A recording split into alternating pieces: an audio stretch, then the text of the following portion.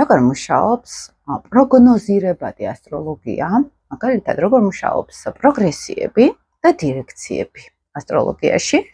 ტრანზიტები ვიცით, ვთქვათ, რომ რეალურ სივრცეში რეალურად ცაზე მოძრაობენ და ეს პლანეტები დაახდენენ ჩვენს პირად რუკასთან რეზონანსში შემოსვლას და აქედან რეალური ცხოვრების ეოლიცვლებები შეიძლება მოხდეს, მაგრამ ნაკლებ ყურადღება ეთმობა ხოლმე პროგრესიებს და დირექციებს, პროგნოზირების სხვადასხვა მეთოდოლოგიას.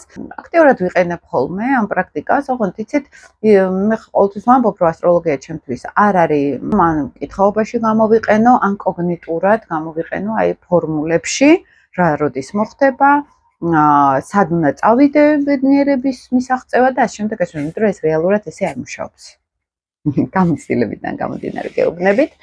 იმიტომ რომ თუ ჩვენ ჩავხსნით ფსიქოლოგიას აქ, ხო, და მხოლოდ ფორმულებში ვიმუშავებთ, ეს არის რომ ჩვენ კონტაქტი არ აქვს ჩვენ შინაგან სამყაროსთან, ამ დროს პირადი რუკა მუშაობს ზუსტად შინაგან სამყაროზე.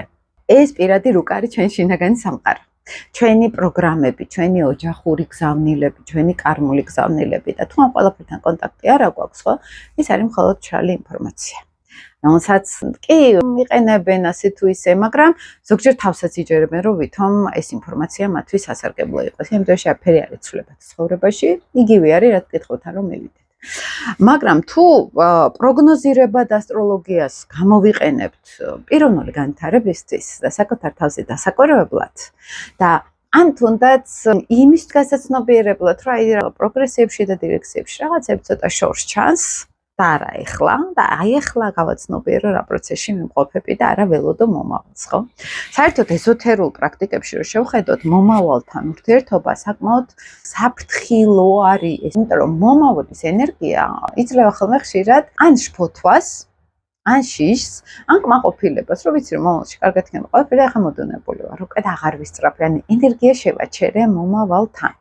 ამიტომ ძალიან მნიშვნელოვანი არის სწორი ურთიერთობა მომავალთან და პროგნოზირებასთან. აი ხა თეორიულად რო აგიხსნათ დირექციები რა არის და პროგრესიები რა არის.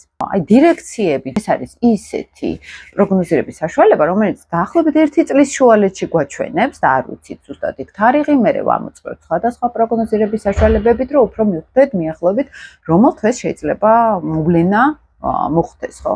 მაგრამ დირექციებში ჩანს მნიშვნელოვანი თუ რამე ხდება ჩვენ ცხოვრებაში, რომელიც მე გვახსოვს მოვლენები.